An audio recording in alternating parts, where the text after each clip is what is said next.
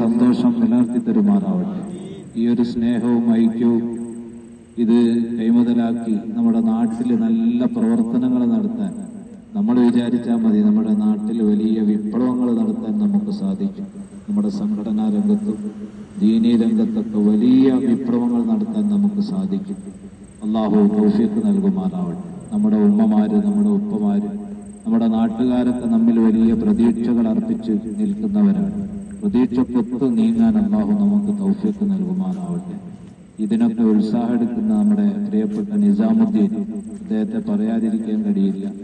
വലിയ ഒരു ഉത്സാഹിയാണ്, നല്ല ആവേശമുള്ള, ഇത്തരം കാര്യങ്ങൾക്ക് വലിയ നമുക്കൊക്കെ പ്രചോദനം നൽകുന്ന ഒരു മഹൽ വ്യക്തിയാണ് നമ്മുടെ കൂട്ടുകാരൻ നിസാമുദ്ദീൻ.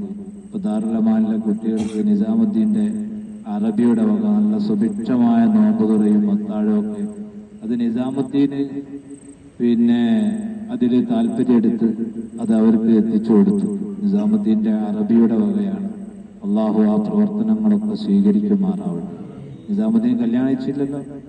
കല്യാണിച്ചു. എത്ര മക്കളുണ്ട്? ഒരു മക്കളുണ്ട്. അള്ളാഹു കുടുംബത്തിൽ വലിയ സന്തോഷം നൽകട്ടെ.